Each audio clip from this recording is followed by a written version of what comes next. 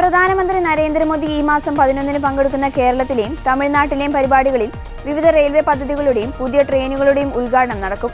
കൊച്ചിയിലും തമിഴ്നാട്ടിലെ തിരുച്ചിറപ്പള്ളിയിലുമാണ് പ്രധാനമന്ത്രി എത്തുന്നത്. കൊച്ചി കലൂർ രാജ്യാന്തര സ്റ്റേഡിയത്തിൽ നടക്കുന്ന ചടങ്ങിൽ പാലക്കാട് പൊള്ളാച്ചി മെമു ട്രെയിൻ പ്രധാനമന്ത്രി ഫ്ളാഗ് ഓഫ് ചെയ്യും. ചങ്ങനാശ്ശേരി, കുറ്റിപ്പുറം, ഷൊർണൂർ, അമൃത് ഭാരത് സ്റ്റേഷനുകളുടെ ഉദ്ഘാടനം, ഷൊർണൂർ നിലമ്പൂർ പാത വൈദ്യുതീകരണത്തിന്റെ സമർപ്പണം എന്നിവയുമുണ്ടാകും. ദേശീയപാത അതോറിറ്റി, BPCL എന്നിവയുടെ വിവിധ പദ്ധതികളുടെ ശിലാസ്ഥാപനവും പ്രധാനമന്ത്രി നിർവഹിക്കും.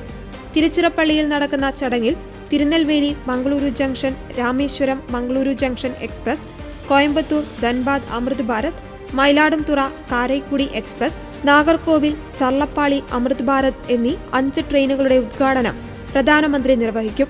തിരുനെൽവേലി മംഗളൂരു ജംഗ്ഷൻ, രാമേശ്വരം മംഗളൂരു ജംഗ്ഷൻ ട്രെയിനുകൾ മധുര, പൊള്ളാച്ചി, പാലക്കാട്, കോഴിക്കോട്, കണ്ണൂർ വഴിയാണ് സർവീസ് നടത്തുക. പാലക്കാട് പൊള്ളാച്ചി പാത ബ്രോഡ്ഗേജായി 11 വർഷം കഴിഞ്ഞാണ് മലബാറിൽ നിന്ന് പഴനി, മധുര ഉൾപ്പെടെയുള്ള സ്ഥലങ്ങളിലേക്ക് നേരിട്ട് ട്രെയിൻ സർവീസ് ലഭിക്കുന്നത്. 2 ട്രെയിനുകളും പ്രതിവാര സർവീസുകളാണ്. ആഴ്ചയിൽ 3 ദിവസമുള്ള ചെന്നൈ സെൻട്രൽ, ബോഡിനായ്ക്കന്നൂർ എക്സ്പ്രസ് 6 ദിവസമുള്ള സർവീസാക്കും.